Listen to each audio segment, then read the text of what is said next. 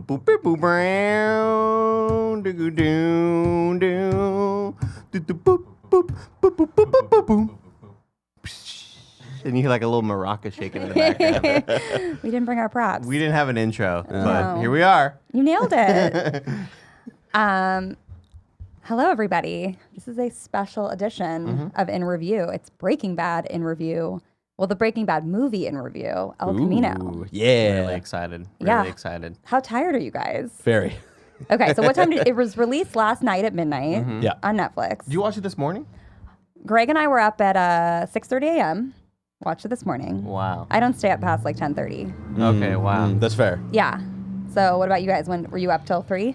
Oh, yeah. Yeah. Yeah. We started. I mean, we watched in our separate bedrooms, so I assume we started at the same time. Oh, because you guys were under the same roof. Yeah. I was very, very worried, though. Initially, the internet Yeah, was the kinda internet was spotty. being weird, no. but it started working for me. When you right-click on the PS4 button, and it shows you the bit rate and and it was like 720p at 2 megabits per second. I was like, Yeah. oh, things are bad. Yeah. And then it loaded up, and it was in 4K, and it, I finished it around 2:20 last night, and stayed up until 3:30 just thinking.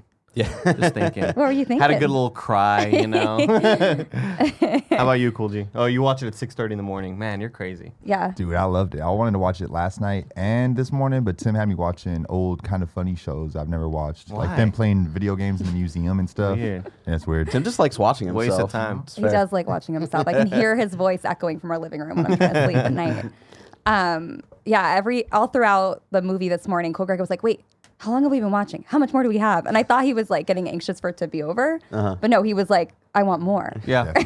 I wish I hadn't looked that it had a 2 hours I know. and 2 minutes runtime. I wish I hadn't looked at that because I could feel when the end was getting near, I know. and I didn't want it to end. Right. Yeah. It's just I loved it. I think it's such a love letter to Breaking Bad fans. Around the third cameo, I thought, this is just Endgame. This is Endgame. This is like we're seeing all these characters that we've loved and or hated. Yeah. Assembled. Yeah. And we're sort of, it's just a little slice of life story. My dad texted me this morning, was like, well, did you like it? He hasn't seen it yet. And you know, he and my mom are big Breaking Bad fans, and I said I loved it, but it's not what you expect it to be. Yeah.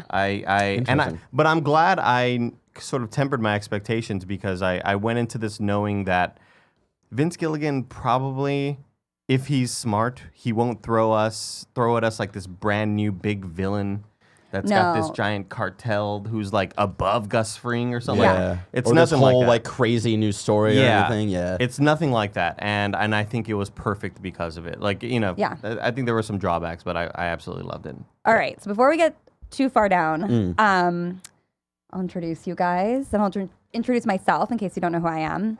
I'm Gia, Tim Gettys' fiance. Gia Tap Harris. We don't have a lower third, but that's where you can find me. Giance, as some would call you. Yes, I go by that as well. Next to me, I have Andy Cortez. Hey guys. I don't know any of your guys' nicknames. What do you go by? They say the Hispanic cartel. I'll go by Latino Heat now. Oh, Latino. Rest I in like peace, that. Eddie Okay. Guerrero. All right. Sweet. That's a good one. We got Cool G, What's happening, y'all? my movie watching partner these Hell days, yeah. and Barrett. So, And so this is In Review, which you can watch live at twitch.tv/kindoffunnygames. And you can watch it later at youtube.com/kindoffunny or at roosterteeth.com. Get the show ad-free at patreon.com/kindoffunny, just like our Patreon producers did. And shout out to today's Patreon's producers, Al Tribesman and David Mantell. David Chat, Meintel I and can't do Al the- Tribesman. We had this inside joke that Oh, yeah. Al Tribesman is the predator because it's like a tribe of like a warrior. I don't know Yeah. Predator. Predator. You know, like the movie Schwarzenegger? Predator. Yo, I the know, alien. I don't know. dreadlocks. I can't do the noise, but also David Meintel's the mind freak. Got it. Got it. Street me. And Cool. just don't ask why. We're idiots. Cool. All right. So Tim wrote me a little cheat sheet here to just walk through what's up with this movie. Of course. So the name of the movie is El Camino, a Breaking Bad movie, and it was released last night at midnight. It was directed by Vince Gilligan, who is an American writer, producer, and director. He's known for his television work, specifically as creator, head writer, executive producer, and director of AMC's Breaking Bad and its spinoff, Better Call Saul. He was also a writer and producer for The X-Files and Hell was the yeah. co-creator of its spinoff, The Lone Gunman. So he really likes spinoffs, I guess. I didn't even know that there was a spinoff. Yeah, for No, The I think it was X-Files, like yeah. one season or something. Yeah. like Joey, the Friends spinoff. Joey Yeah. didn't go that. That great. didn't get No. more than one season. I think it did have 2. Is it I only thought it one? was like I'm 4 looking this up. episodes. Yeah, look it up. The budget was just over $6 million on this movie. So most movies, the Hollywood movies, are like 100 million, 70, 200 million. 200 yeah. million. Oh yeah. So that is not very much. And on top of being released at Netflix, it was also had a limited theatrical release, but no numbers on that yet. At AMC's, right? Yeah, it's I think it's Alamo Draft Oh, is it Alamo? Houses. Yeah, throughout the country. It's very limited. I think it's only this weekend. And I was trying to convince Andy to maybe for us to go see it this weekend, but they're all sold out. And it Wow. was really Oh. sad. I didn't even know it was a thing until I saw one of our friends, Trevor Starkey, tweet about it, and was like, Yeah. "Oh, it's available at Draft House. Should I go see it?"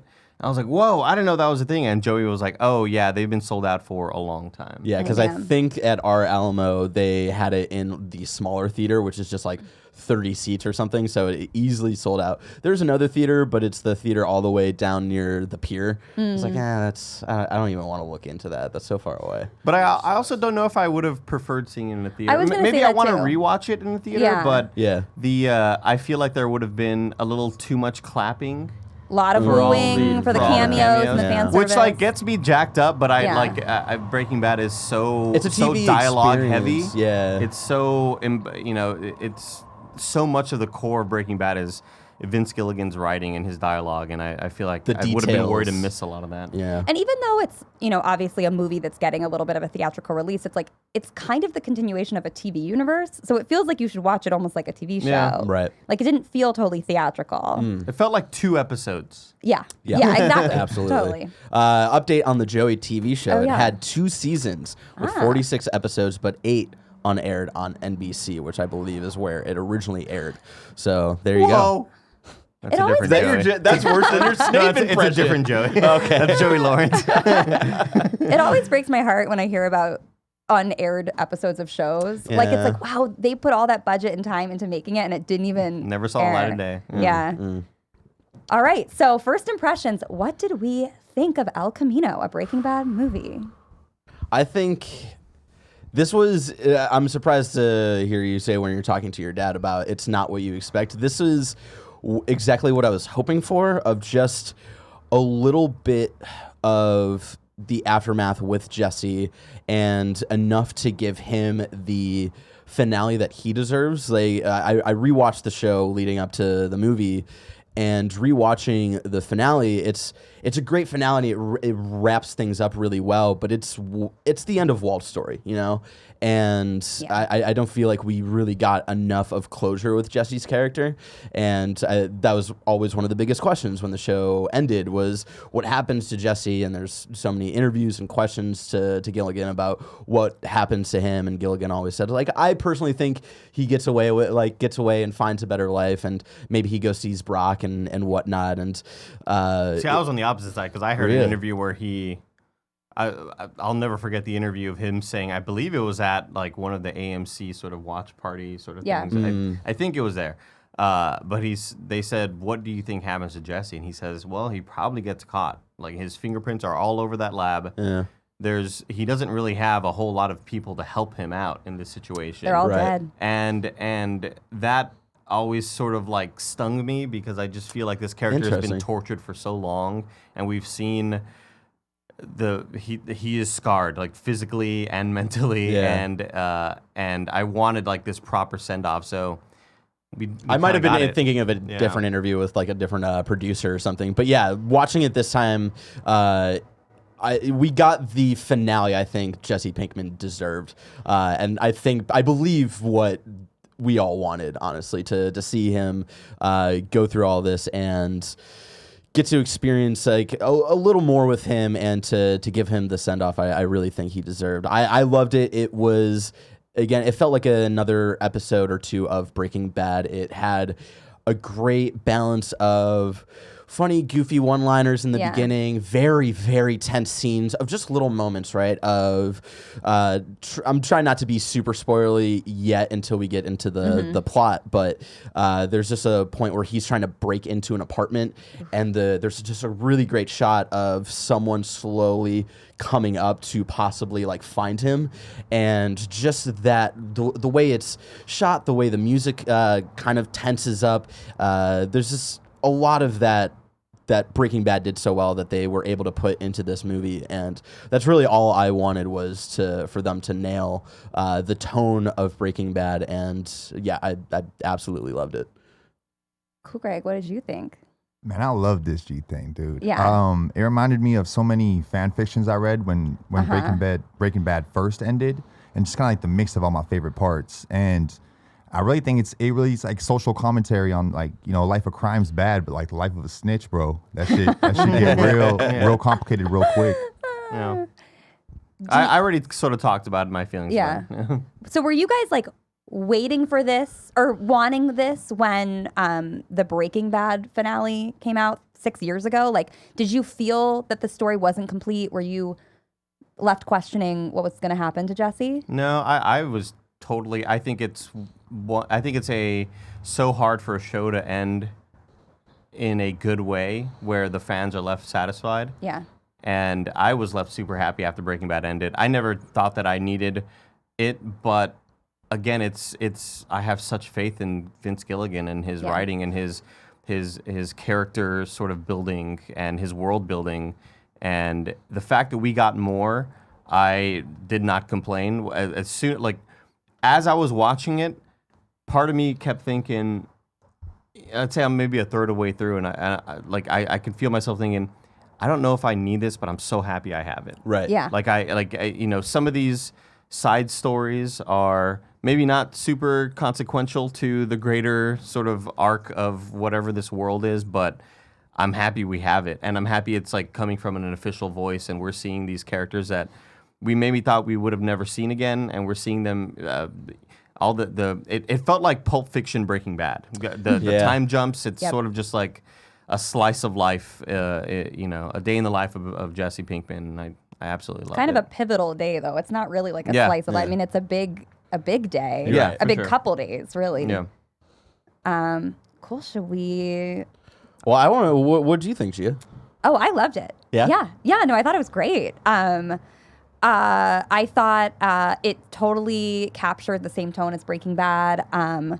Definitely, I think we got Walt's story, but throughout the series of Breaking Bad, it became Jesse's story as much as it was Walt's. And so getting to follow through on some of the open ends there was cool. I thought it was awesome. That's awesome. Yeah, just really quick, when it ended, I felt like the story was complete, but again, like I said, going back through it this time, I did want more, and I was glad that we got it, and I'm glad that we're finally getting closure for two other characters in other platforms. Like we have the Better Call Saul show, which we presume at the end of it, when we do the flash forwards to where he's at post all the Heisenberg stuff, where we'll get closure with that character, and now we're also getting closure with Jesse and no Saul.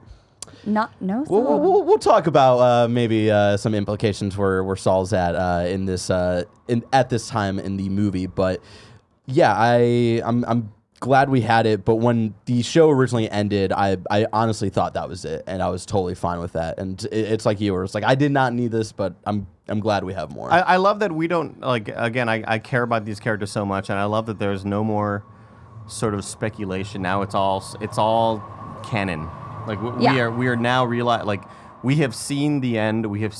He's in Alaska now. We presume he's going to be fine. He has a different identity. He's going to start his new life up there. And that was always the worry for me. Where I care about this guy so much, and we've seen him go through so much shit.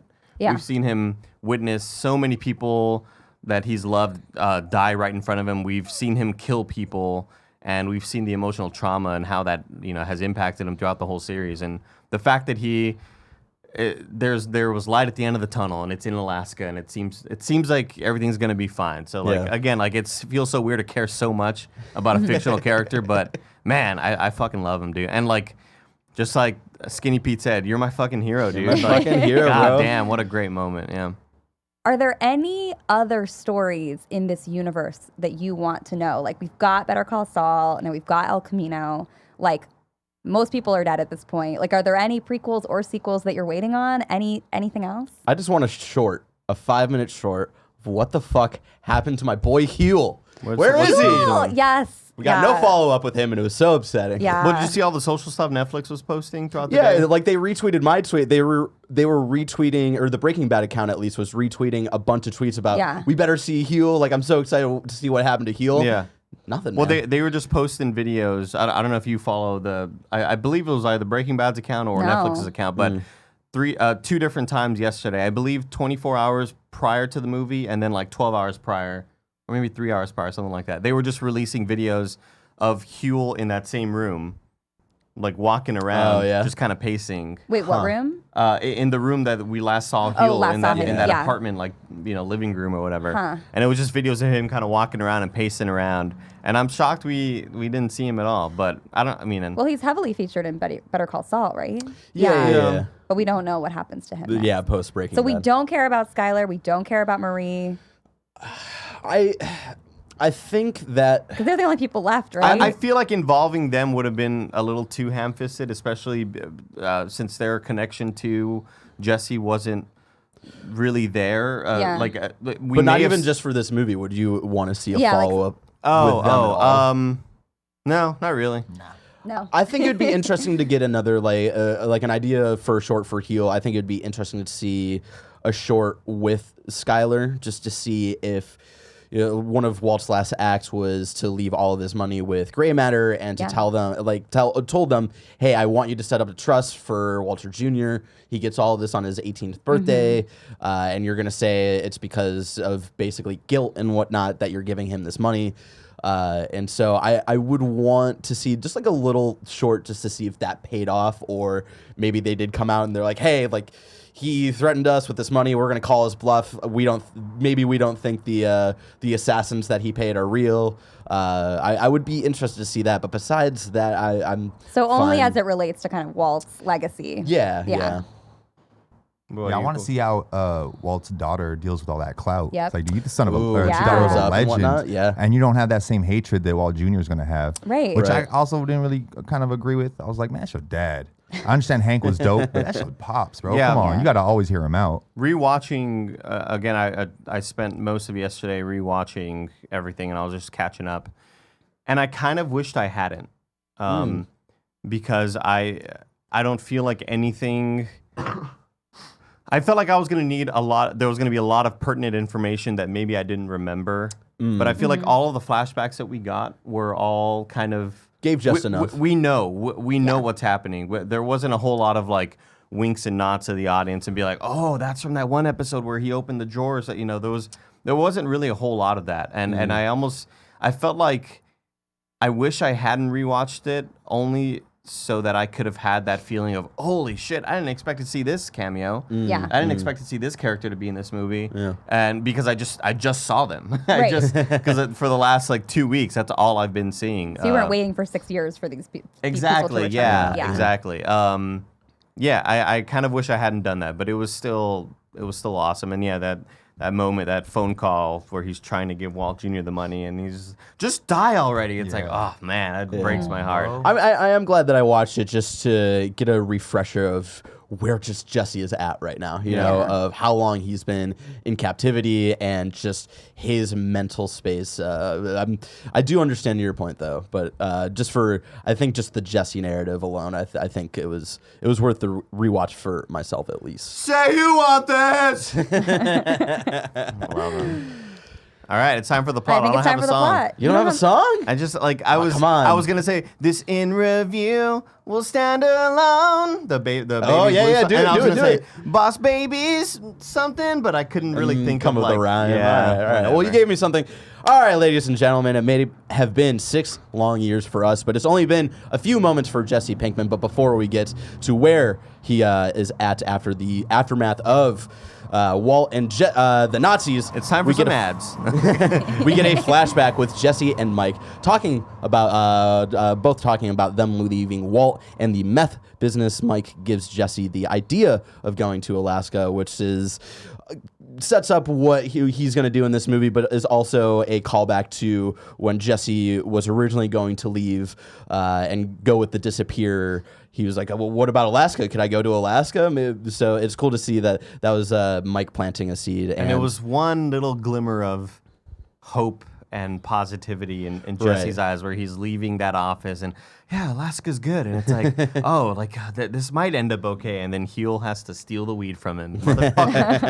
And then before we cut to the current day, Mike tells Jesse that putting things right is the one thing that Jesse cannot do. But then we cut to Jesse driving away from the aftermath of Walt's last act and is immediately met with cops. He pulls away quickly to avoid them and drives away. We then get a weird cut to so I wrote my notes just like as pure reactions. We get a weird cut to what seems to be a scene Vince Gilligan didn't have time to shoot, so he just added a weird CGI scene to make up for it. But no, it's our good old friends Skinny Pete and Badger doing what they do best, hanging out, goofing off, and apexing, whatever that means, and playing I was going to ask you gamers, games. because I'm not a gamer. What is apexing? I think it's a driving term. I think it's like when you get to the top of the turn. It's like a an apex drifting thing. of a triangle is the top of the... Right. Yeah, but I think it's like a drifting term Okay. because they were playing a racing game, and it's like when you get to the I don't fucking know. But again, this is just like it reminds me how at the start of most Pixar movies we see the characters in their element. And this is Badger and Skinny Pete's element. They're playing games. They're making dumb jokes to each other. Like it's like we're right back to it, man. It was such a weird cut though. Like we never left. When the car crashes, I was like, "This is weird. Why?" Oh, it's the video game. Yeah, it's the video game. But I thought it was like a weird CGI like thing that they didn't have time to film. I was when like, the car wrecks, no. I was like, "That is the lowest poly rock I've ever seen in my life." I was like, "Oh, it's an Xbox 360 game." I get it. Shout out to the movie for using Xbox 360 controllers, keeping it historically accurate since the Xbox One had not come out yet. Jesse arrives and Pete doesn't recognize him at first, which reminds us how long Jesse has been missing from their lives because honestly, what do they have going on besides Jesse? First order of business, Jesse needs to hide the El Camino. There's a little moment of Badger and Pete helping him out there, and Badger drives the car into the basketball hoop. Just classic Pete and Badge One of my banter favorite right there. lines happens during the sequence where Skinny Pete is making fun of Badger for being big, and he says that he's sized for love. And I felt like I'm sized for love, like a smaller love. But like it was like just very... It's a very cute. Badger line. Yeah, it was adorable. Pete looks over at Jesse as he sleeps like a creepy brother. Definitely not a hot younger brother like Kevin's. We get a classic Breaking Bad time lapse. We see Los Pollos has been turned into a Twisters, whatever that is. Pete and Badge are watching who I believe is Hank's boss, Raimi, doing like he's on the TV giving the news of all that went down at the site. Did you notice that the woman next to him, I don't think she has a line, but I just was catching up on Better Call Saul. So the woman next to him is the DA or the ADA who Kim goes head to head with that that I think it's Huel's case. Remember with all the postcards and all that stuff? Interesting. She doesn't have a line because no women in this movie have lines. Wow. But anyway. Oh, wow. Except for the vacuum store lady. Anyway. Gosh. And Mrs. Pinkman, but... I'm thinking of Kristen Ritter. and that's like true. one word. Yeah, at the end. It's like It's one all word. right. But Hank's boss, Raimi, is giving a press release on the Walter Nazi showdown, and they do not, Pete and Badge do not know what to think of it. Jesse wakes up and doesn't remember where he is. He's definitely dealing with some major PTSD, but Pete and Badge calm him down. Pete gets some clothes for Jesse, gives him some of his clothes, but not Badger's clothes because Badger can't help that he's sized for love. Pete and Badge are the best brothers you could ever have and just want to take care of Jesse. You can see what they heard on the news makes them super worried as they lead Jesse to the shower. Jesse showers with his gun and has another flashback of being tortured. Really, really just like intense stuff of just the a great cut. memory of the water hitting on his back. Just Editing was fantastic. Jesse shaves his head against the advice of Pete. and has a plan on where to go next. Jesse calls good old Joe to help him get rid of the El Camino, and Joe does it for free because he knows that Jesse is down on his luck and just needs some help. Fuck yeah. Fucking Can I Joe. jump in He's real quick? yeah. The weasel sounding guy from Billy Madison. Oh, that's who he's from. Every time he popped up on the show, I'm like, I know you from somewhere. Jesus. What's up, Booker? G? I was so upset when he cut his hair. I can't believe he did that, man. I was, Oh. but I was I saying, thought- like, I think it's helpful when you're doing flashbacks to have different, like, really distinct hairstyles. Makes sense. Yeah, that's fair. Even though the wigs are terrible. Oh, I know. Oh my we have to God. wig out We later. got a very yeah. special episode of Wigging Out planned for you. But they were also terrible in the one of the final flashbacks at the end of Breaking Bad. Oh, where they do that go shoot, back. that Oh, scene. right. Yeah. They go back, and at this point, it's I'm not trying to. We all gain weight as human beings, Yeah. but it's obvious in some of the flashbacks in Breaking Bad where it goes back and it's like Aaron Paul's- Jesse is a little bit thicker now, Yeah, which yeah. is Oh. totally fine, but And like normal. And the hair doesn't. The wig is like so terrible. Yeah, it was like very thin Yes. and stuff like Yeah, that. It's like, yeah, weird. that's not Jesse's No. hair. Where did I leave off? Yeah, Joe does it for free. He checks the car for bugs, and his gadgets detect that the LoJack has been activated, so the cops be coming. Joe gets the fuck out of there. Pete, the better brother of the Pete and Badge crew, comes up with a plan to get Jesse out. They all trade cars and give Jesse cash to like the good boys they are, and head their separate ways. Pete gives Jesse his token beanie, and Jesse takes a key off the ring of the El Camino keys. Jesse asks Pete why he's doing all of this, and Pete responds, "Dude, you're my hero and shit." Hell yeah. Fucking Yeah. Pete is the fucking real Yeah. one in this movie, guys. And it's at this point where we don't see Pete and Badger ever again, and that's when it Yeah, that sinks was into. like our good that's when it sinks vibe. into me of like that's what this movie is. This is his goodbye to everybody. That's what this movie is gonna be, Yeah. and not. I mean, it's our goodbye to them too. Yeah, that's like fair. we're since a lot of these characters we may not have seen towards the end of Breaking Bad. Like this is not only Jesse seeing them for the last time, but sometimes the last time he sees them are in flashbacks. Right. But this is kind of like the viewers' last time to see a lot of these, pivotal roles in this universe. Yeah, because similar to Jesse, the last time we see them in the finale, it's kind of Yeah. like whatever. It's a fun cameo, Yeah. but also it's not a proper during all these goodbye. interactions, my immediate thought was, before we sort of leave them, before we leave Pete and Badger, my immediate thought was, this is going to be a Jesse, Pete, and Badger thing. Yeah. Like a whole adventure with them. Yeah. And then they're gone, and it's like, Oh no. okay, maybe not. But I kind of have a feeling what this is going to be. Yeah. So then we see Jesse sees the cavalry head for Pete's house. We get another flashback of him in the cage, and Hitler's wet dream, Meth Damon, does his creepy, polite, good cop thing. Because Jesus Christ, Todd is a weird little fucker. Shout out to the way they shot this scene at first to hide the fact that Todd is also looks really, really different. since Jesse the- Plemons is a big dude now. Yeah, And yeah. and I've known that because I watched Fargo. Fargo. But also he was in Game Night as well as the neighbor cop. Yeah, he looks pretty different in that So because they make him look really creepy. I just know Jesse Plemons to be a bigger dude now. Yeah. And so when he is first hovering over the tarp, I'm like, that's how they're gonna do this. Yeah. That they're It's gonna like do, the Tarkin They're gonna do the Yeah. Tarkin thing. This is how they're hiding his weight gain, and then they sort of ease you into it, where Yeah. they cover his face up with the bars. Yeah. And it's shot in a really interesting way, and then it just becomes Jesse and Todd doing shit. Yeah. And then I'm like, maybe it's Jesse and Todd. Maybe it's their goodbye. Yeah, and Oh. then we see just their sort of little hijinks. But Yeah. it's really great. He gives Jesse a cigarette in the weirdest way possible and tries to have a normal conversation like he isn't the most demented piece of shit who has ever existed. Todd mentions Jack and the boys are doing some vacation at the Water lake with some skiing. water skiing and takes Jesse on a nice field trip and pets Jesse like the weird little fucked up freak he is to put a top on his El Camino, but Todd needs help with something else. Is it therapy? Well, we'll find out in a bit because we go back to Jesse in the present laying low in Pete's car and listening to the news. We get a little moment here where Lydia is confirmed dead, confirmed to be dying, and there seems to be no help for her. And Walter White is confirmed dead, and Jesse seems to be have some conflicted feelings over it. You know, he definitely, this is a man who emotionally abused and tortured him for a long time, but at the end of the day still saved his life. And you see that in his face where there's a brief moment of like, thank God, but also like that this person was important in my life. I really loved Also, that it's moment. bullshit. Walt should have never been shot. Like upon rewatching it, I'm looking. I'm looking at where they're lying, and I'm looking at, and they cut to the outside shot where the machine gun is shooting through the walls. There's no bullet holes near the ground. Like unless he got ricocheted or something. Could have ricocheted. Yeah, but would that be a fatal blow? You know? Where it hit him. Yeah, if we're thinking if it's a ricochet, it would go through the back, right? But then we saw the wound in his front, so that thing like went through him.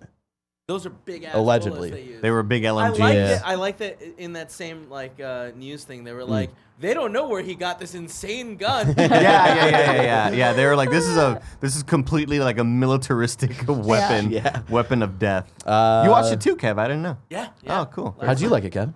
I really enjoyed it. Yeah. Cool. I did think it was a little like fairy tale-y at the end, but it's like that is what I wanted. That's fair. That is what I wanted from him. Where did I leave off? So see him listening to the news. Jesse then pulls up to the spot Todd took him to for their fun little field trip. Jesse must have loved it so much that he wanted to reminisce over his good times with his best bud. He sneaks into Todd's apartment, which has already been searched in the most tense way ever. And this is just the shot of him trying to sneak in, and the landlord or the nosy neighbor, is slowly like watering plants and coming up. And then we get a great cut when he goes into the apartment, and then a cut back to the flashback where he's like peeking in the hole. Because for a second you think, oh, he's making sure that dude's walked away. But we go back to Jesse and Todd on their field trip. Todd comes in after he talks to the nosy neighbor, and he's like, how do you like my place? I don't know. It looks like what the 60s thought the future was going to look like, you weirdo. Todd needs Jesse to hide Tonya, his cleaning lady, who he choked to death with his belt, like the sexual deviant he is. Turns out she found Todd's money because his best idea to hide it is where me and all my friends used to hide our weed and pipes in high school.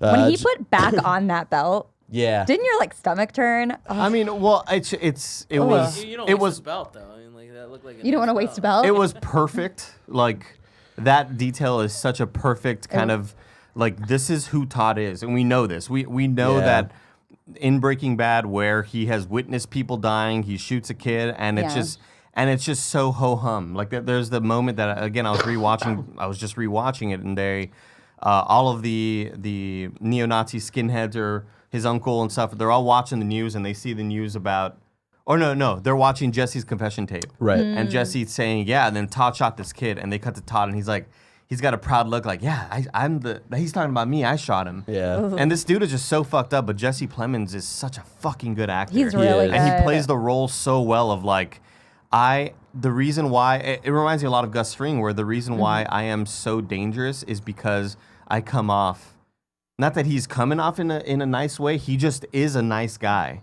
but he's fucked up, demented as he's not faking this. He's not faking this nice character. He genuinely thinks that this is how I should interact with society. And hey, I'm a nice guy, but also I'm gonna choke her to death, not because she's gonna rat on me or stealing, but just because she found it. Yeah, and that's just what you got to do. And I got to take my belt back. What a psychopath! I love him. I love him. What a psychopath! He's such a great character, dude. Hey man, so as soon as we got introduced to that nosy neighbor, I was like, I don't understand why Jesse's not pulling a like, fuck this. Now I'm going all out because. Oh yeah. Because what? He's gonna get shot. Then Todd's gonna basically get himself caught. Right. Because that's he what knows. He Eyes are on you now. Yeah. And this is the first eyes that haven't been in the neo-Nazi camp or whatever. So I feel like he should have took advantage. That's of a that. good point. But and we'll kind of breach that topic again a little bit. But I think it's just because where Jesse is at right now, where everything has been taken away from him, and there's no glimmer of hope. He feels like no one's coming to save him, and he doesn't have an end goal anymore because of that. Also, like as a lover of true crime and sort of like having read a lot about like what it means to be a sociopath and how you can manipulate like your people who are in your capture. One of the tactics, it's something you see Todd do, which is pepperoni pizza, is kindness. It's giving him the cigarette, because Jesse at those moments feels like he might actually be safer. Like he's getting taken care of just enough that there's a little bit of certainty that he might be kept safe, as opposed to like trying to run away and trying to escape. Because there's no assurance. There's no assurance. And so it's like just enough kindness to keep him like a little bit chasing carrot at the end of it. Yeah, exactly. Like thinking, he sees me at least as a human. Right. also at that point, like right when he gave him the cigarette and was taking him out, he was like, "Hey, don't try anything. Like, don't try to run away, or we're gonna go after the kid." Brock, Yeah, right. Yeah. But we do see him, later on without spoiling anything, reach for a gun later. So it's like that is true. That's just a couple hours later, right? Yeah. Although- maybe the bodies, all these things, but Yeah. I still think we didn't do anything new to have him like jump over, but we'll see. That's fair. Jesse puts the money away for Todd and notices that he has a spider like the kid he killed in cold blood. And snow globes? The fuck, you weirdo. We cut back to Jesse in the present. So in the snow globe, Yeah. I thought that was him and Lydia because it looked kind of like handmade. What? It's not even Star Wars in don't- review. No, wrong show. Stay on your own show, you freak. No, we're not. Go back to Tatooine. Oh, God. I know Jesse. No, you don't. Was he a small pumpkin? I know him since he was a small stoner. Oh, yeah. No, you don't. You remember? You remember? He used to smoke bongs the size of a pumpkin, eh? Oh, my God. Quit trying. He goes around everybody. What about the Walt Jr. always eating breakfast? You know what I'm talking about? He's just saying what he remembers. God damn it. All right. Breaking Bad, what a show! Hey, Yeah. Where do you watch it, Watto? Why? Where do you watch it? Why? God, the eyes. The eyes are so... Ah, man. Okay. All I right. look around for a Walt hat, I can't find it. I looked around for some tiny whities, I can't find it. Oh my God, You thank get God. Watto, hey. All right, bye, Watto. Yeah. You know. I do Thanks know. for visiting us, Watto. We do know. There's a pumpkin. The car wash. Forget about it. Forget about it. Is it me or has he gotten older? He's lumbering around, man. Oh, His joints man. are weak. What a psychopath.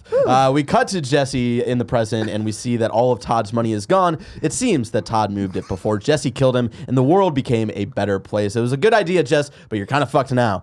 Jesse does some sleuthing, feeds Todd spider for some reason, and gets distracted by a TV from another apartment that is playing an interview with Jesse's parents. And the only thing that they want to say to him is that he should turn himself in. Like, they Suck a didn't even shit. say they loved him. I mean, there was already a complicated relationship in this show, right? Like I think the last time he even sees his parents is He's buying the house? The weed No. thing, right?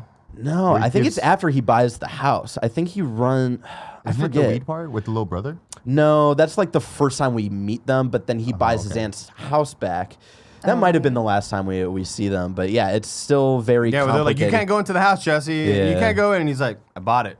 Yeah, Like, I thought fuck that was you. reverse order. yeah. a great So yeah, it's very complicated, and obviously there's a lot of emotions going on there. And the last time they saw him, he kind of fucked them over, right? And so now that they learn about all of this horrible shit that he has done without context of the things that he went through with Walt, right?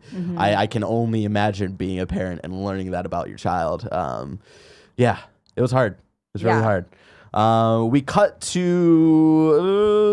cut back to Jesse and Todd's not so excellent adventure as Jesse hurls poor Tonya off of the apartment complex. I know, really, just like What come a on, loud Like, this thud. is like a y'all bad couldn't have just plan. like carried her down Yeah. together. Come on. You know how someone weighs that's dead and not helpful and like moving? And that seemed like that was a very practical solution for that problem. At That's least you have hella two hot. people though. I contemplated Doing it doing in that when public? I contemplated doing that with my I had like a giant dead 50 Yeah, where's inch this going? TV. I had like when I first moved to Austin, I lived in like my first apartment with all my friends. I had this giant CRT like 50 inch, would Kevin. break and The thing collapse. weighed like 7,000 I'm pounds, aware, dude. I'm aware. Those are big. And I was so close to just like lobbing it out of the balcony because I didn't want to take it back down. I couldn't, right? And so I just left it there in the apartment.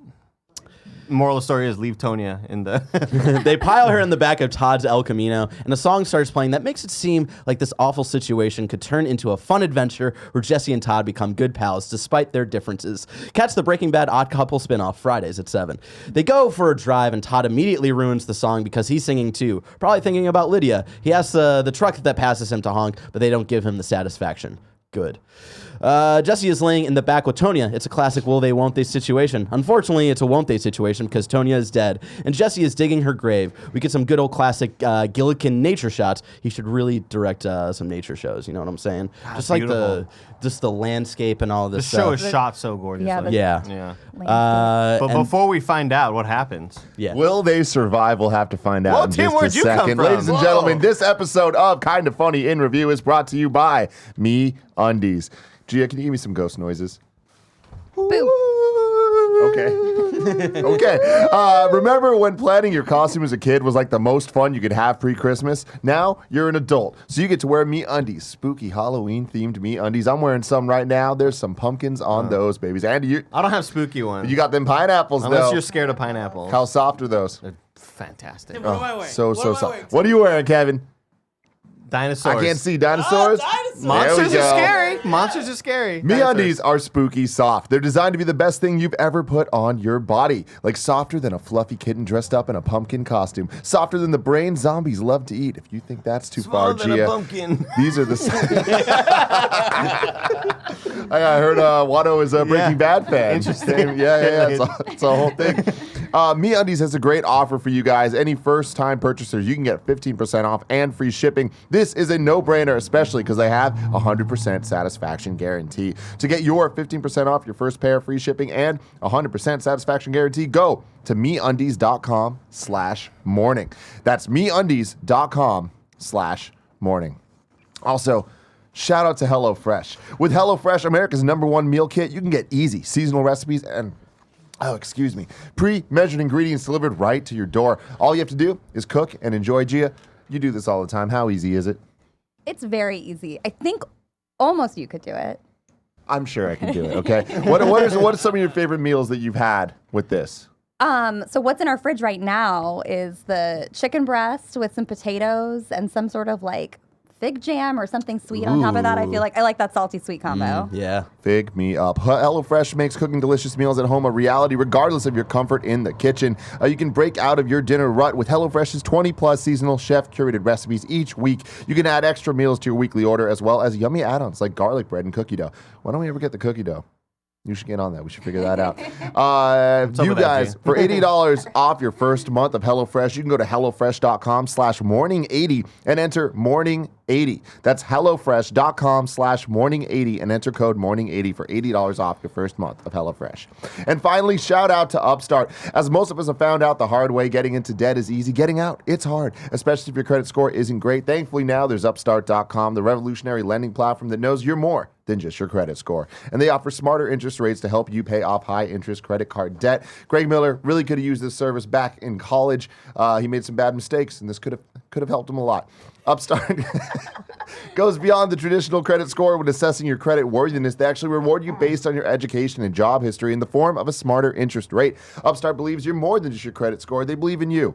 They make it fast, simple, and easy to check your rate in just a few minutes. Over 300,000 people have used Upstart to pay off credit cards or meet their financial goals. You can see why Upstart's ranked #1 in their category with over 300 businesses on Trustpilot, and hurry to upstart.com/morning to find out how low your Upstart rate is. Checking your rate only takes a few minutes and won't affect your credit. That's upstart.com/morning. Thank you guys, you're killing it. Thanks, Tim. Thank you, Tim. I'm still thinking about Watto, man. I know. It freaks me out. So many guests. Let's see, where did we leave off? Todd wants to do a eulogy for I, Tonya, but Jesse, like all of us, thought the face CGI in that movie was really bad and refuses. Todd wants more cigarettes and asks Jesse to grab more from the glove compartment. Jesse finds a gun in there and thinks, man, I think he's asking to be killed. Todd bargains for his life with pizza and beer, and honestly, I love pizza so much, I would Don't you be feel inclined... like it's the pepperoni diplomacy Yeah, act? so Like, that Jesse saved his remembers life. Andy's pepperoni pizza diplomacy act Yeah. and gives Of Todd back the 2019, gun. Yeah. But yeah, to go back to this moment where he has this kind of excited like moment of power where he could get away. I think it really is what you were saying earlier of just the little glimmer of hope and being taken care of, because there's nothing that he can do if he kills him. Like, where does he go? Right there's just there's no hope at the end of the tunnel if he goes that route. So it's a weird kind of victim in power scene right here that I really appreciated. We cut back to Jesse tearing Todd's apartment apart for the money, and we get the coolest shot from above the apartment, showing the whole thing shot with multiple Jessies in a time lapse, like searching. So like it took me a minute to realize what I was looking at, and it was just like so. It was. I like playing Hotline Miami's all of a sudden. It was so badass. It was so fucking cool. I don't know.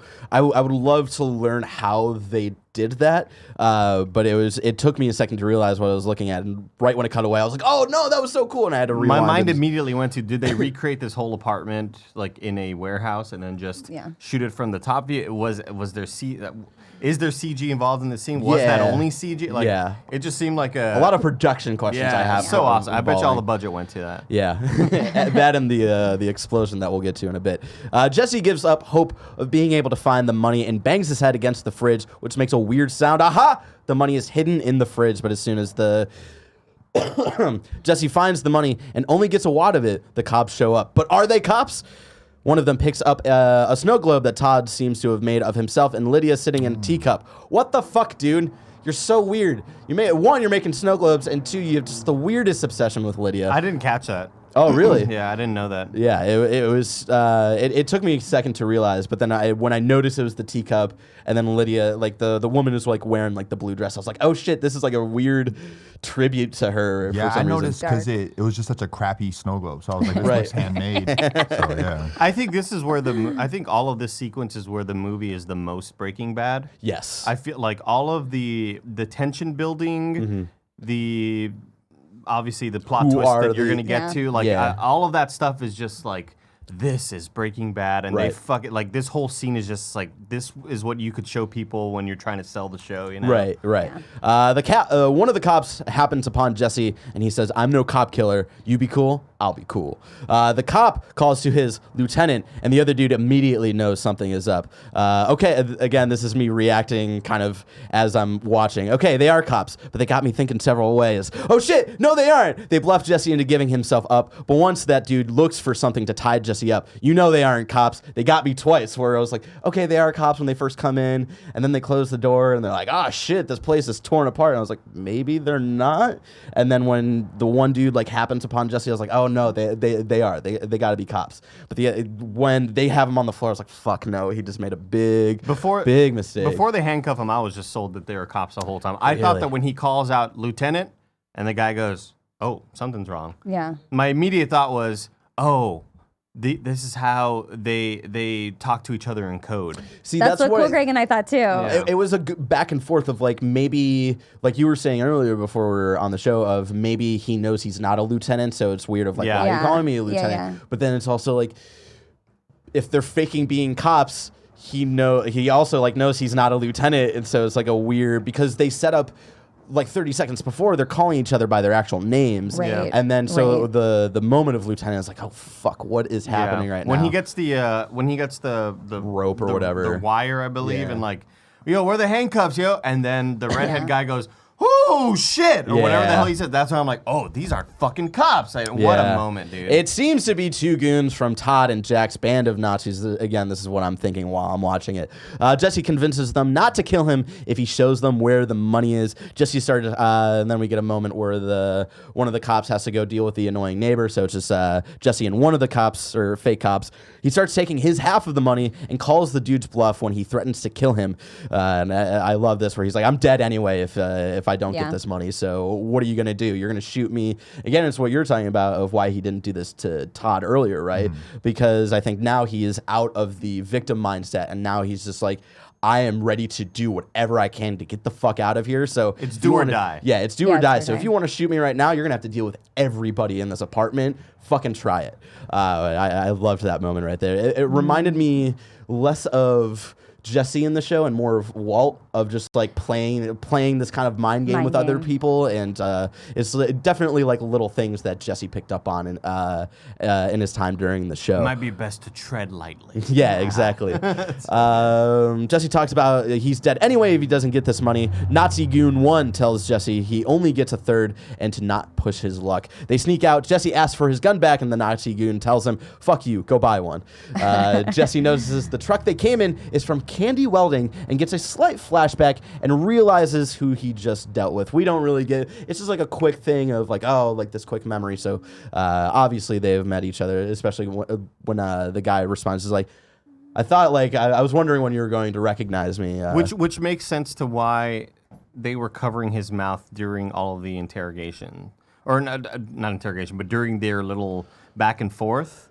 They framed the shot to where he's like this, and it's he's talking to Jesse, and he's like, put him down, blah blah blah. Oh yeah, and they're covering all of his face, and my immediate thought was, are they doing this for some ADR reason? Maybe they didn't know what lines they were going to put in there, but it's obviously that they were like trying to hide his identity. Yeah.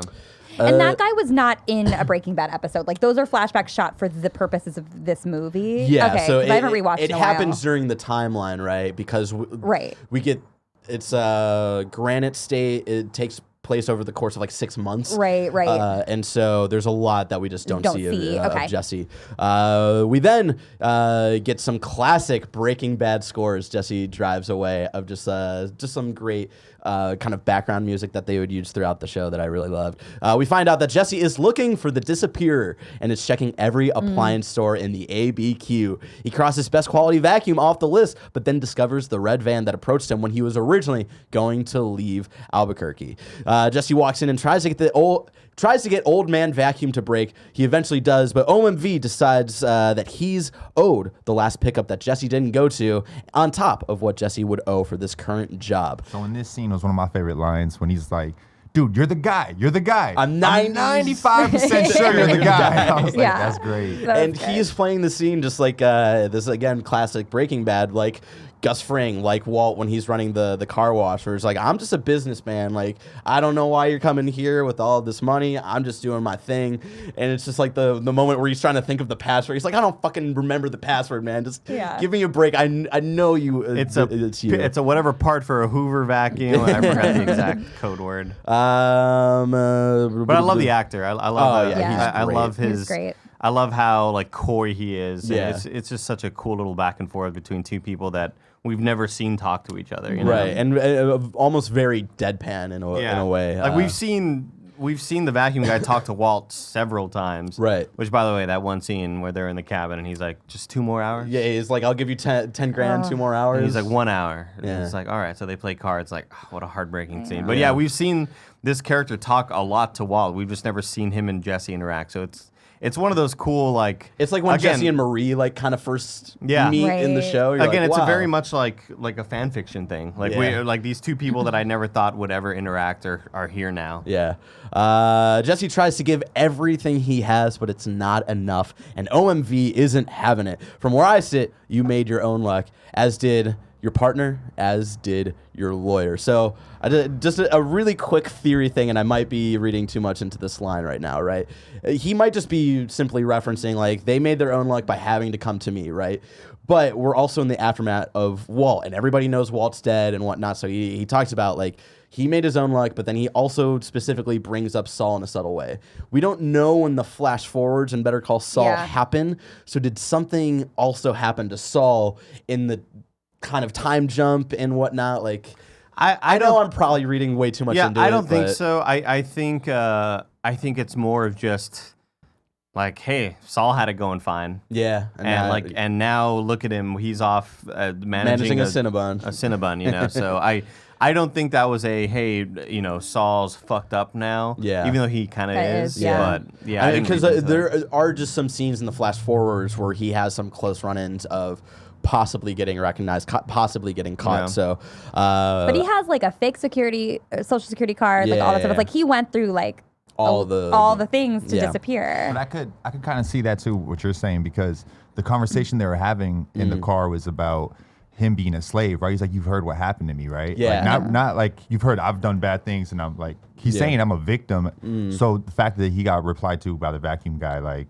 well, you know, the other guys, for me, shit happened to them. I can see it all relating. Yeah, and I do love the moment where he's like tearing up. I've seen like 2 women that I've fallen in love with killed in front of me, and he's like, are you trying to pull on heartstrings right now? Like, I'm not the dude to do that to. Yeah. Like, go fuck yourself.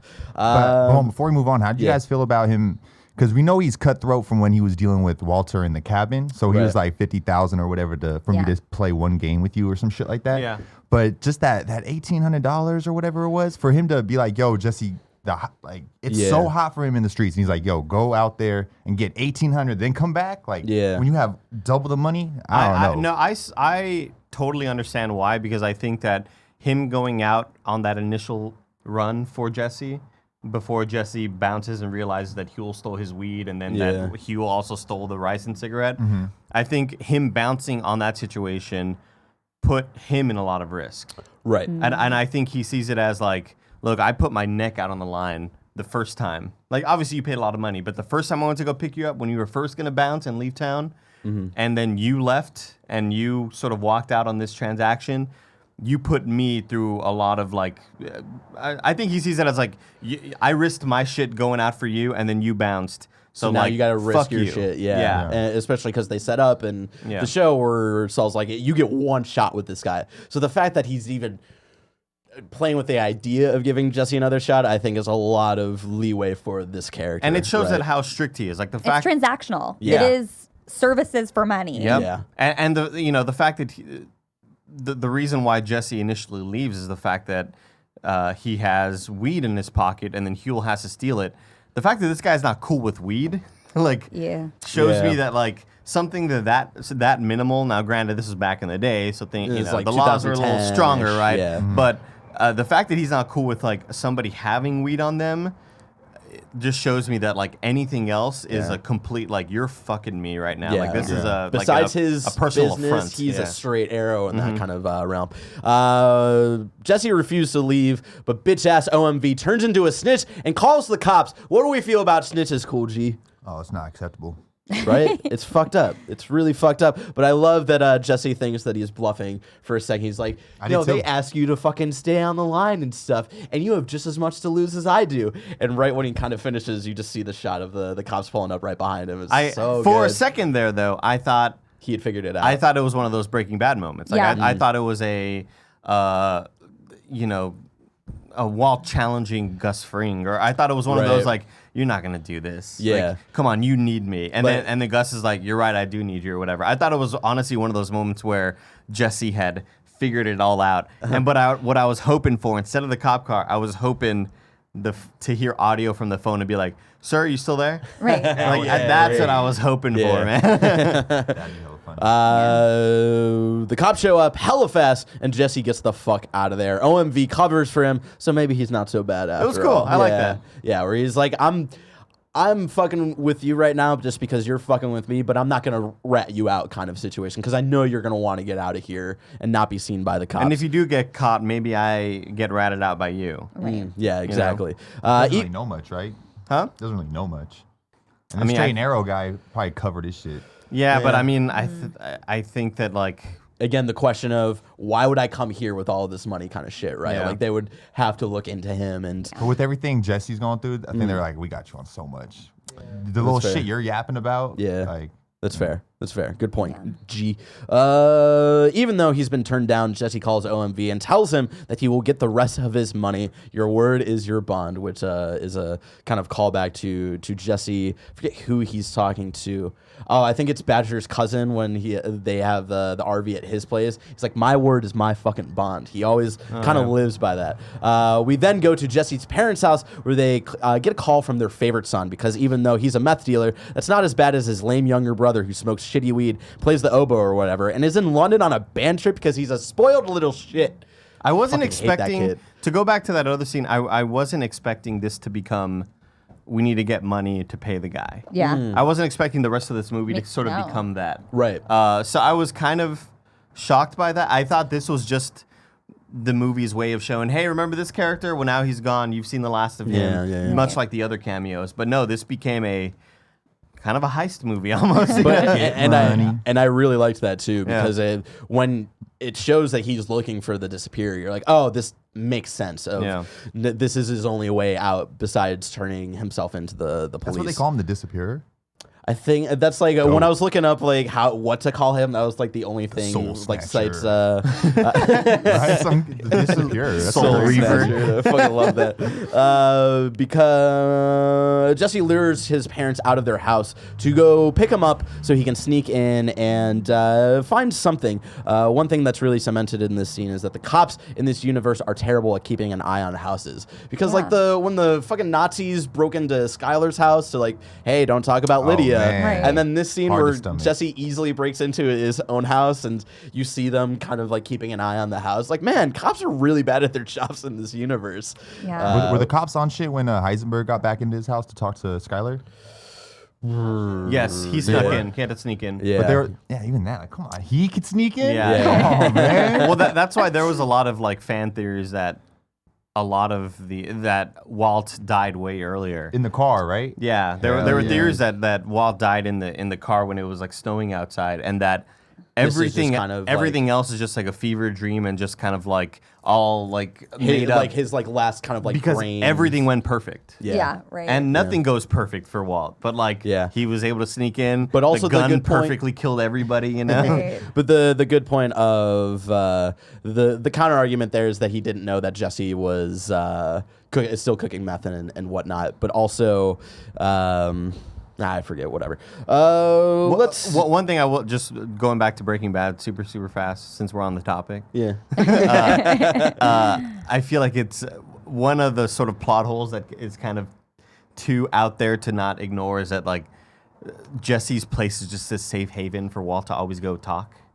Yeah. Yeah. Like they never keep an eye on him. They never keep Right. an eye on his place. The place isn't bugged. Yeah. It's always like Walt can just go there and show up at any time and be like, "Yo, Hank knows. We gotta." But it's like no, it's just like this little Yeah. safe spot for Yeah. some reason, you know. Yeah, I did always think that was Plot weird, armor. like, because especially Jesse was in the attention of Hank for so long. Yeah. like, Right. Why would they not at least maybe not have Hank on the case because obviously he's way too emotional on that Yeah. now, but have some agents kind of keeping tabs on him and whatnot. Jesse uses his birthday as the code to try to get into his parents' safe. I assume just because he does it a couple of times, which doesn't work. So he tries his shitty little brother's birthday, and the safe opens. We see that Jesse. I know that was such like a older sibling kind of moment of like, oh, they've Like- moved past me and they're Yeah. using this other child's birthday, which I definitely understand that emotional pain. We see that Jesse didn't fall too far from the tree because his parents be packing heat, man. Holy shit. Yeah, what's up with that? I thought there was just gonna be money in this. I know. I was Yeah, looking for same. that. I honestly thought he was like, all right, like I know a place where they keep some money hid, but we then see kind of the plan unfurl later where he's like, I know where to get guns, and like I'm gonna try my best to get the rest of As this soon money as I back. saw him get the gun, and like you could tell that he was gonna keep it, I was kind of like, all right, man. Because I remember watching it with my mom and my girl and shit. And I'm always Team Heisenberg, and they're always like, "Well, Jesse feels bad. He's this and that. Like, oh, he cares about kids and all this He shit." has, It's like, a moral bro, compass he just that went no to one get a else gun has. to Yeah. go get someone's money. What the fuck? Like, is he making up for like his past shit that he feels like he's owed? Because it's some revenge shit. If he's thinking like that's my money, and they took it from me. You know, I but think- either way, he was I ready to think it's break the just law. He desperate ain't measures, changed man. shit. Yeah. But then, I it's think like, you ain't no good guy, Jesse. You just a snitch and an asshole, bro. No, I think he sees it as this is the person. The guy who has that money is the only person that I know of that can't call Rat the cops me on out. me. Yeah, That yeah. can't, like, I feel like he could have stolen and broken into some random people's houses or whatever, or he could have like robbed a lady on the street or whatever. But he knows that this person has a lot of money, and also that person kind of also lent to him being chained up for so long. And Right. also the guy, he's kind of a fucker anyway, I get Yeah. that, but that sounds like it feels like a revenge list then. So it's like you're still kind of an asshole. I just always felt like he was kind of trying to be a better person. And this shows that he's not trying He's to be trying a to better peace person. out. He's trying to get out of there. He's just Yeah. trying to dip the fuck out. I think it's like his But you don't think Breaking Bad set up that he was trying to be a better person towards the end? Oh, definitely. Like him turning snitch, I thought was him being soft and him being like, this is all wrong. I've been living wrong. I need to live Yeah. better. And then this is just more of like, well, it sounds like a move I would make. To be real, it's like I ain't there yet, so let me just try to get there. I'll worry about being a bad person later. Let me just get there first. Yeah. So Yeah, I think this was just like the last option. I think it was I think it was the best of two bad or multiple bad ways he could have gone. So we think he took all of Badger's and Skinny's money? Like that was the end of what they had from Heisenberg? No, I don't think that's. You I think think he they just could have went haven't- back and been like, hey. because they just kind of pulled out whatever was in their pockets. Yeah. Right? So Well, I wait a second to finesse some meet up with them. I know the eyes are on them right now, but figure out something. Eyes are too hot, and I think he's just wanting to get out of town as quickly as possible. Yeah. And he needs this money as quickly as possible. And obviously, with the cops going back to Badger's place or to Skinny Pete's place for the El Camino, that would have been way too complicated. Oh, for I him get it. to, I know like- what he should do. Break into Hank's old house, steal all the minerals, hop on eBay. Boom, Wait a couple Quick months, but you'll get there, bro. You'll get there. A couple months. But what he actually does is takes his parents' guns and looks in the phone book for candy welding to steal back money from Todd's friends. But really quick before we move on from the scene, I do like kind of his goodbye to his parents in a way, where he's like, no matter what happened, like you guys did your best, like you guys did what you could. Everything that happens here on out, because he knows like maybe his plan won't work, like maybe he gets caught. It's on me. You know, like I've tried to guilt you guys in the past. I've tried to play you guys up and play on your emotions, but this isn't on you guys. And I did really like that, even though I never really enjoyed the parents' characters. Neither, But I think it was like an important kind of mature moment for Jesse that I really appreciate. There was Yeah. part of me that just thought that he was finessing them. Really? Like, there was part of me that just thought that, like, you know, He I said am, that just to get them. I am tugging at the heartstrings, and this so is, they will actually like go and pick me up. I mean, that's fair. I think that's definitely part of it, right? Because he had a goal there. There was a motive. I think there's some motive, but also some truth there. I could see it being viewed a couple of different ways, said which to- Breaking Bad is so good at. What's up? I said to Gia when that was going on, I was like, dude, my mom would never, like, she would never, when I, in that situation, be like, oh, turn yourself in. Like, maybe meet me up, we'll figure it out, and I'll talk you into that later. Right. But just when she said that, I'd have been like, I kind of, not to Gotta pull cut off on that ties. Heisenberg and the Sun thing, but I'm Yeah. like, this is kind of the conversation I cut ties, because now their interests aren't lining up with my interests. Yeah. We then see Jesse sneak into the candy shop and sees Nazi Goon 1 on the phone when hookers, I believe. Yeah. Oh, they were hookers. Yeah, it was like. But at first, when they were walking, I was like, "What is happening?" Oh, they okay. That's what they're. I had asked Gia, and she was like, I literally have no idea. But I was like, these are like cheap hookers, right? Because I think they said They said $7.50 $7.50 an hour. Is that a good rate for a They looked hooker? Like not an like the Albert- greatest. For three of them, $750 an hour. that's $250 each one. Oh, for- Is it? you I think- was thinking it was each Oh. $7.50, but who knows? No, I think because like before he says that you don't even see how many people there are. Yeah. So I thought that was just how much they were Total. paying. I I thought mean, it it's was definitely cool not to- minimum wage. I thought it was cool because they just came into all that money, so Yeah, it kind of but, shows like, they think about don't what they really don't have the do. connects yet. Yeah. So they're like, let's get this They're willing to random spend van money on full whatever. of girls. Yeah. God. That guy was giant. The hookers show up to have a sleepover with the Nazi bunch. We then get a flashback to NG1 welding the contraption that Jesse was stuck to in the Nazi meth lab. Oh, real quick. Nazi Goon 1. When sorry to cut you off. No, you're when that security guard for the hookers or whatever jumps out, Yeah. why were they making so much fun of him? Like, I Yeah, that get was they're kinda rude, Nazis. like, I don't really he- know the dude's race, but they're just like, He's so he is. big. I think they Like, were just like drunk idiots. and just fucking drunk around. assholes. Just seemed to like really shady. Yeah, like he's like, even though it's like a weird shady favor, he's like still like hooking them up with something. Yeah, it was kind of rude. He's on the clock, bro. Just Yeah. leave him be. We go back to the flashback they make. Jesse tried to break out of the setup they made for him, which just kind of turns into more torture, which is really sad, where he's running and he gets like yanked like back and forth from the chain. Feels like the end of like a short zip line, which Yeah. is very painful to hit. Oh, It reminds me of that Mad TV skit.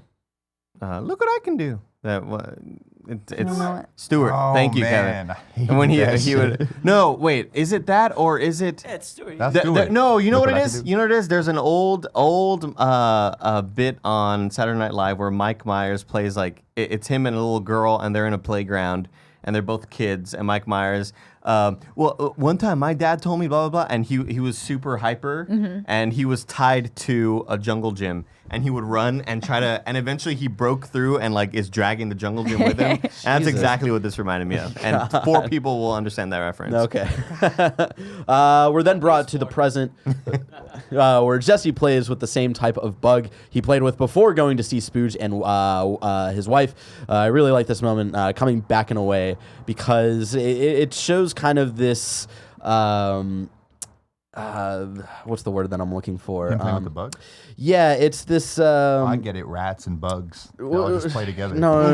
But it's this weird, not ritual, but before he goes to like shake the money from Spooge and stuff, before Spooge's head gets crushed by the ATM machine, he's also playing with like a similar bug, and I think it's just this kind of weird moment where he tries to like just be a kid playing with bugs and forget what he's about to go do. Like a moment of solace. Almost. Yeah. Or like sort of self-regulation a little bit. Yeah, of just like, hey, like let's try to be calm and just be cool for a minute. Let's see.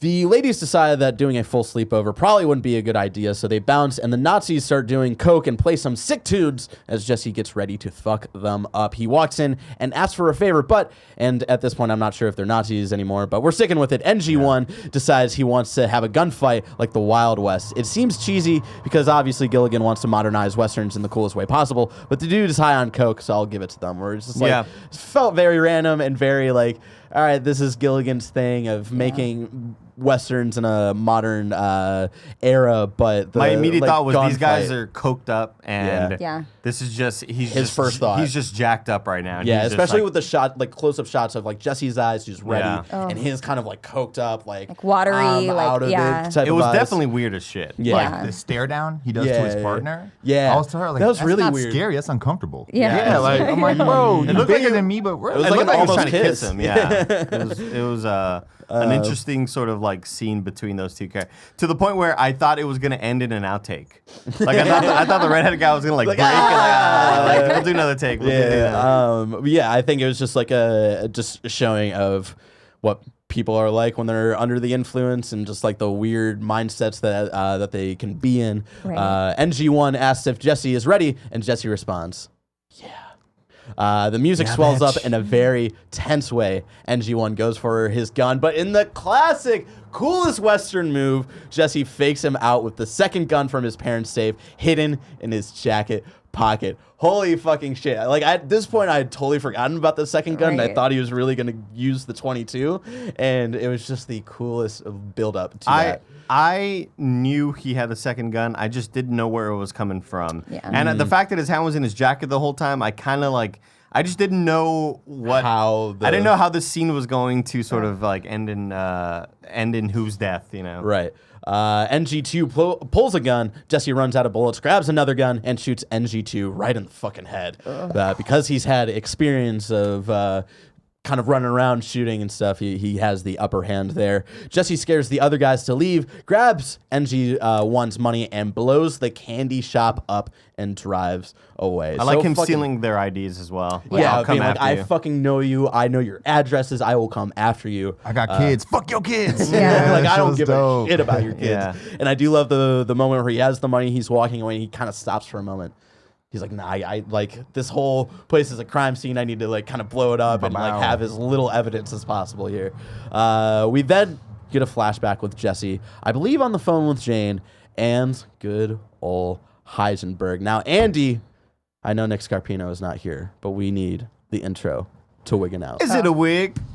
I don't know. We're gonna find out. Yes or no. What's up, not everybody? here. Welcome to Wiggin' Out, a very special episode. Nick Scarpino is no longer the host of Wigging Out for now because maybe Big Wig got him. Yeah. Anyway, I am your host, Barrett It seems like Courtney. they have, because as somebody mentioned in our Facebook group, there He were hasn't no mentioned- mention of wigs throughout all of Harry Potter. Oh. Like apparently we didn't mention it once, which is just like staggering. No, how I you don't. feel I about don't these think that's accusations. true because you guys talk about it with Malfoy's the dad. dad, yeah, Lucius. But I think so far in Star Wars we haven't talked about it Man, yet. So I think the Big Wig Big got Wig him. has gotten to him. So dude. I am your host, Barrett Courtney, sellout. joined by my co-host Gia Tap Harris. The first wig that I want to point out, obviously because we've gotten to this scene, is Walter's just terrible bald cap. The anti-wig. Yeah, it was a different use for a wig here. His head looks so big. Yeah, and I think It was this is so also domey. like probably we shouldn't have watched the show Yeah. building up because weirdly because he's I bald. know for so, how his head looks. Yeah, so it's just his head just kind of comes around just in a really weird way. It And looks- the entire time you're just like, It looked best when they were in profile view. Yep. yeah. Yeah. But from the side view, you could see where the sides were puffing out. No, see, in profile, that was where it looked most egregious. When there was more wide shots of them just to the side, that's when I was like, okay, I can kind of see like the. That's what I meant. Yeah, the wider yeah, shot. yeah. Because there's a scene of them looking at each other, sitting in the diner. Yeah. And there, it looked fine. But the when it was just his one, or even when they're walking down the hallway, but especially where he's sitting down at the diner and the light from the outside is kind of hitting him in a weird angle. Yeah, you it's just really there's see a all the lot of shadow, puffing on the yeah. side where like there's no human beings, we have sort of like this dip right here Yep. where our skull, in between our skull and our ear, but there was Yeah. just kind of like a little puff, you know? A little puff. Looked weird. So that was the most egregious one to me, but I was talking to Gia, my co-host, before the show, Sure, and you've got yeah. some other ones that you gotta Yeah, bring I up. think so. When there's that dead cleaning lady, and so it's a R.I.P. flashback. R.I.P. To Jesse digging that hole. He had some fluffy wig thing on there that looked Yeah. patchy, And the his beard also looked weird. Yeah, and- it was and just stuff all like that. bad. And then my favorite, the welder with his weird mullet from the right, like Yeah. that must have been a wig. Oh, yeah. or Bro, something. when he's on the ladder and we first see him in that wig, Yeah. I thought he was the fourth guy from Workaholics. You know, the fourth guy that's like not always on camera, but he lives in, or he sells one some of weed and he's shit. one of like the producers, writers on the show. I thought it was him, and then he Yeah. goes into the light. I'm like, oh, thank God. 'Cause I was like, Yeah. That would've been so weird. What the fuck? Yeah, that was not cute. Yeah, he looked weird. the That was Jesse weird. wigs were definitely very, very bad. Yeah. But I think Yeah. I think a lot of it is just that I think He they're had- better than the Ozymandias episode, though. where how it was do like, you pronounce it? Huh? Oh, Ozymandias? Yeah. Okay. The worst hair was definitely Skinny's, though, when he took off that beanie. I'm not I know it convinced wasn't that was a wig. Nah, I know. Sorry, but it was just the worst. Man. That shit was Yeah. crazy, It wasn't even a bro. gave his beanie away. Yeah. Yeah, because it was one of those things where I feel like it would have made more sense for his character to also be like clean shaven and stuff up there. So yeah, the fact that he took off his beanie, he has hair, that's when it was like, oh shit, he looks really old with that Yeah. hair. Yeah, I he don't know, did I don't look know really why old. that just aged him up 10 years, but it did for me. Well, that's what happens when you wait 6 years to make, Yeah. the sequel. Is Yeah. Everyone's aged 6 years. At Yeah, least. it's one of those things I've seen a lot of people say, like, it's just hard for me to suspend the disbelief. Or going into it, I almost went to watch it almost as a play where you do have to Yes. suspend your Yeah. disbelief with some of the casting choices and just some of the things that you have to deal with, and that's just Why is that? what Because it. the age? Uh, Does it look Jesse's different? supposed to be like 23 in this Yeah. one. yeah, like Jesse's supposed to be young. Todd aged a million years. Walt especially also looks really, really different when we see him. So there's just Right. there's just a lot of things that you're just like, all right, it is what it is. Like, let's Yeah. just get to the story. But I do love in this whole diner scene the back and forth Yes. because this is what's his goddamn name? Walt. Yeah, but what's Heisenberg. Brian Cranston. Oh, Bryan Cranston. He has such a great way of portraying, even in Breaking Bad when they do the flashbacks, he has such a great way of portraying Walter White and Heisenberg. And when they're sitting down at the table, that is Walter That's his White. And Walter. it's, well, you're going to go to college, and it's this very, very positive demeanor. And I'm talking like a teacher now, and I'm Yeah. back in my old days, and we're here parking, we're eating breakfast at this, and Yeah. our RV is parked out there, and it's just still so well acted. And Yeah. if he would have shaved his head, it would have been flawless. Yeah, I think it's just because he's also doing a lot of theater stuff. Yeah. well, and also they didn't want to spoil that he was going to be in. Right. in So El if he had Camino. shaved his Yeah, head, it would have been everyone like, all would've right, known. like, Yeah. yeah. So anyway, they go to a diner to grab some breakfast, and Jesse, I believe, gives the most important line in Breaking Bad universe history: "Only assholes don't like pineapple." We realize that this is a That's for you, Kevin. We realize that this is the wonderful trip Jesse and Walt were talking about going on before the RV died and they were almost stranded for dead. The one moment in the show where there was a glimmer of happiness. Hey, bro. So remember, we were saying earlier about how the dudes didn't know how to deal with the money, so they got like cheap hookers. Yeah. This bro like got paid $5 for free water. Yeah. Come on, bro. He's new money. Like, He was like, what the fuck? Well, I love that bro. line from Walter White of like, "Wow, you're so generous." Sort of, giving him shit. You're rolling in it. Yeah. Walt and Jesse discuss selling the biggest batch of meth they've cooked so far. Walt encourages Jesse to go to college. Like this is a nice. Well, little actually, he scene. encourages him to get his GED. Yeah, he which forgets was- that Jesse has graduated high school, and Like, it's don't just take that away from Jesse. yeah, and it's just a classic Walter Jesse scene where Walt is trying his best to engage, but in a kind of moment of ignorance, he offends Jesse, and Yeah. then a sweet conversation turns into an argument, Antagonistic, but then turns into Walt coughing and him trying to like.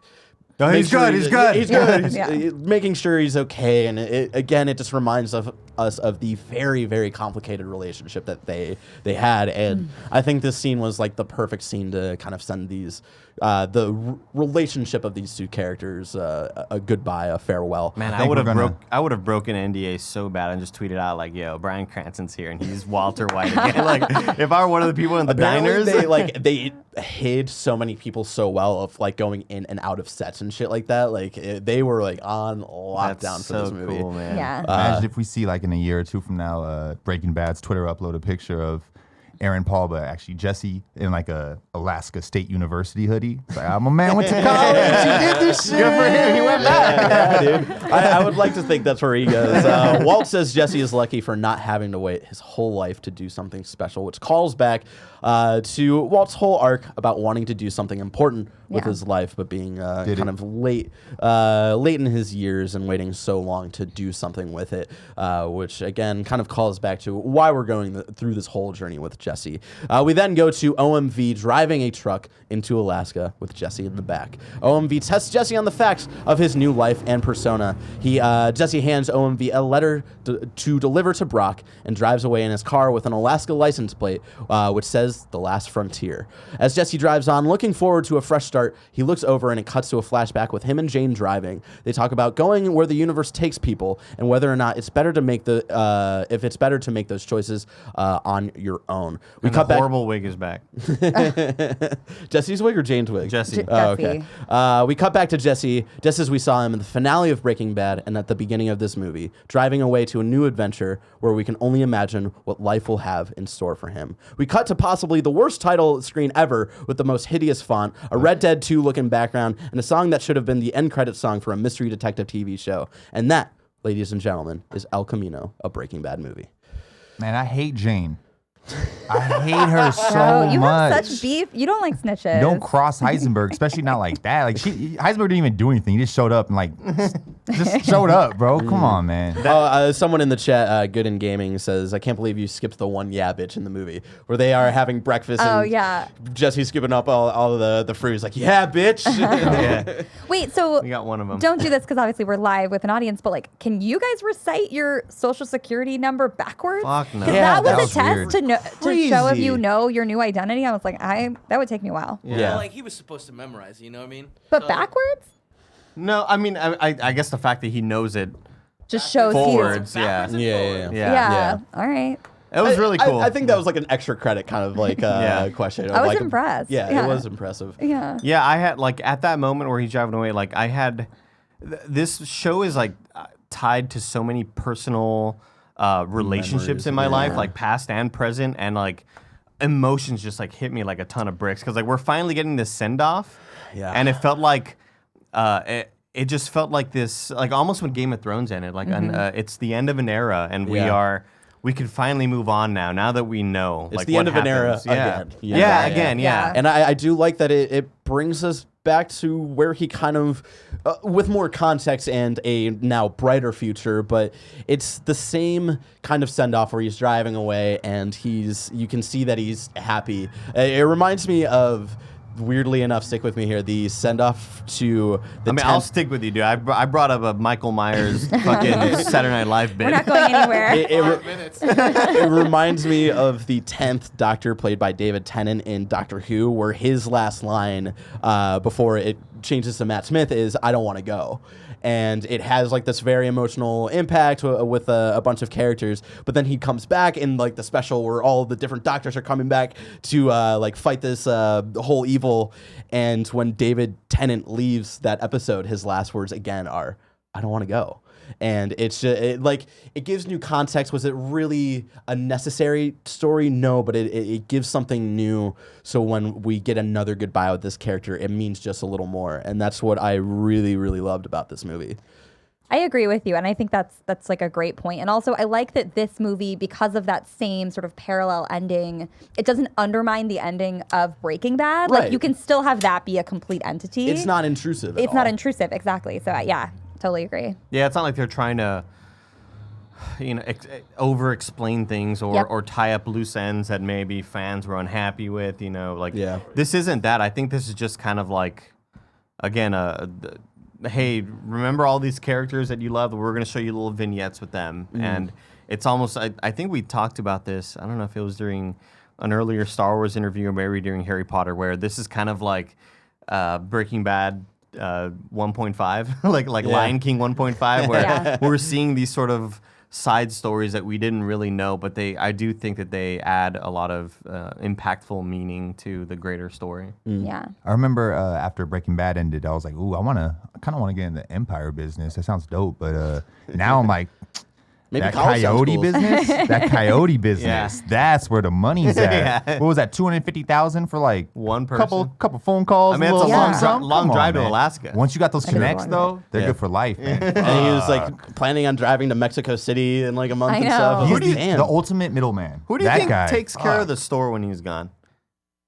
It's probably just clothes. Because he's making so much money, it's like he has to, when people are there, he has to act like, hey, I need to keep my store open. But when it's closed, it's like, whatever. He must have a really good money launderer. Rolling in it, though. I know. Imagine the hookers Right. he's getting. But you also have to think of, he is also spending money to at least set them up for their new lives, right? Like, he obviously owns or bought the land that Walt bought the car, but like bought the property that Walt had to like live in for 6 months and buy him all of his food But Walt was and the special livings. case, right? They said that Yeah, he's more that's expensive, true, so I that's get true. that.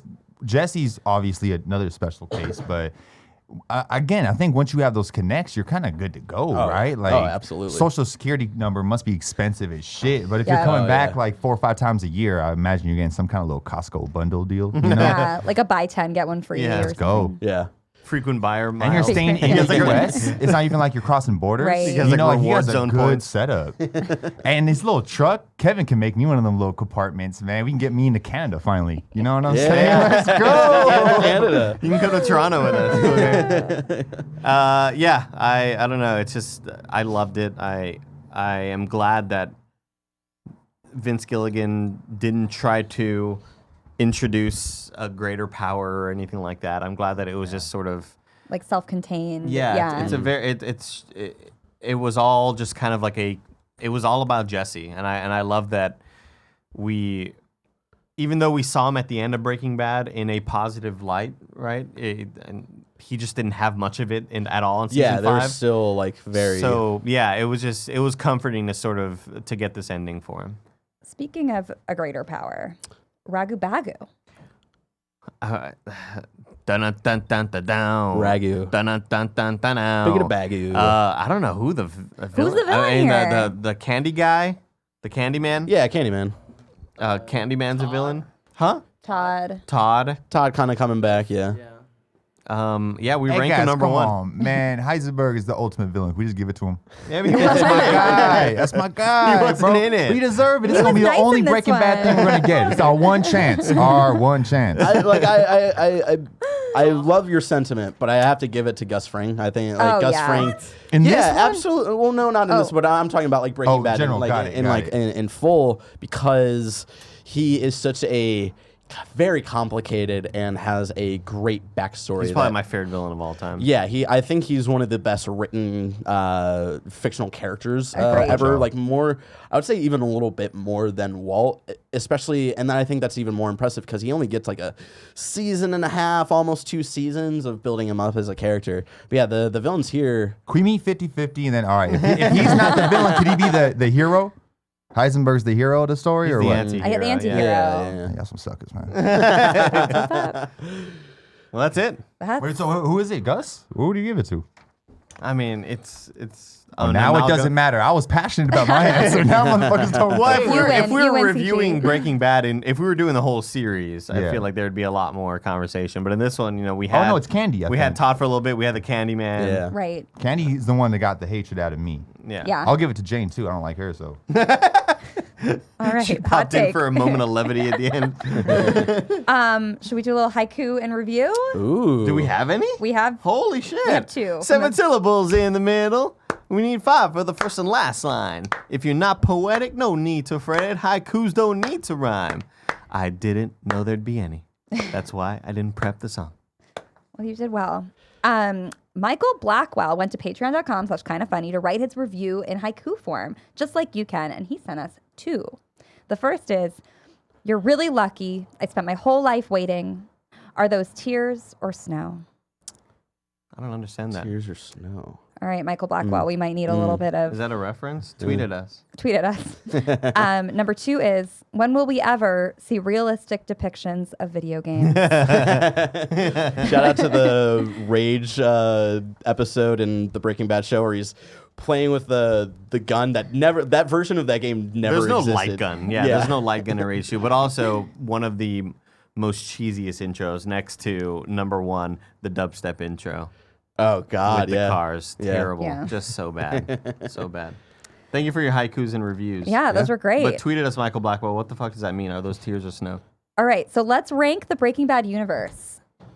How? How are we thinking about this? Are we just ranking Breaking Bad as a whole and then El Camino and then Better Call Saul? Or do we want to think about just what are some of the best episodes and think about if this is up there? Like what do we think? Yeah, where does this I don't think you gotta wait till the second movie comes out. where does this rank? I'm not getting a second movie. I just think they're all very. That's what I'm saying. You can't rank them. I think they're all very different things. Yeah. Yeah. I don't. Very different things.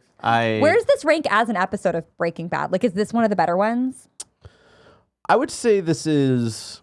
I mean, I I would say think it's my this- favorite show of all time. I fucking love all of the shows. Yeah, so Yeah. it's hard to really grasp what are the there's obviously the best episode, which we don't know how to say.